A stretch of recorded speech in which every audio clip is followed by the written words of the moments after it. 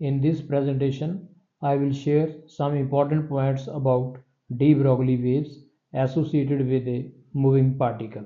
According to classical theory, energy radiations propagate in the form of waves. But classical theory could not explain the observations in some phenomena like photoelectric effect, Compton effect, etc. In order to explain these phenomena, a new theory called quantum theory was proposed. According to quantum theory, energy radiations propagate in the form of very small packets of energy. A small packet or a quantum of energy is called a photon. Thus, energy possesses dual nature, wave nature as well as particle nature.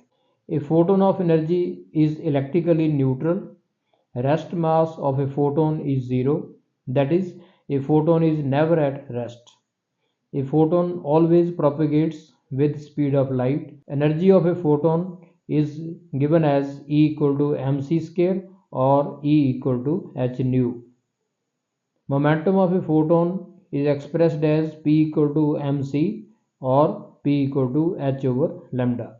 In these expressions, m represents mass of the moving photon, nu represents frequency of energy radiations, lambda is wavelength of energy radiations, h is Planck's constant. According to de-Broglie hypothesis, energy and matter are interconvertible, so matter must also possess dual nature like energy. The wave associated with a moving particle is called matter wave or de-Broglie wave. Relations regarding dual nature of energy are applicable to matter also. Wavelength of de-Broglie wave associated with a moving material particle is given as lambda equal to h upon p or lambda equal to h over m into v, where m is mass and v is velocity of the moving particle. It should be noted that de-Broglie waves are entirely different from electromagnetic waves.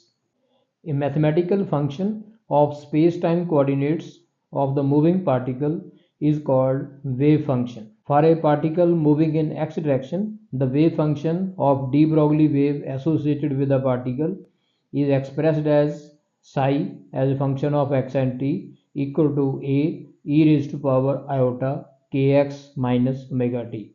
By iota means under root minus 1, x represents position coordinate, t represents time coordinate, capital A means amplitude of de-Broglie wave, omega is angular frequency of de-Broglie wave and it is given as omega equal to 2 pi nu.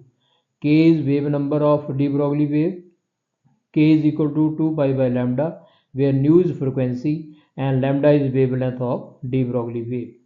In this expression, the whole bracket kx minus omega t is called phase of de-Broglie wave.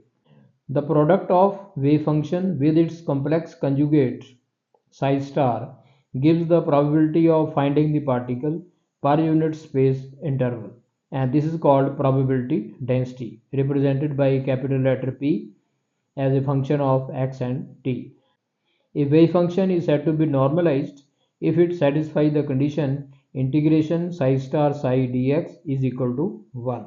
A wave function must satisfy some conditions known as admissibility conditions. For a de-Broglie wave represented by the wave function psi equal to a e raised to power iota kx minus omega t, it can be proved that phase velocity of wave Vp is equal to omega by k, where omega is angular frequency and k is wave number of the wave. Thank you.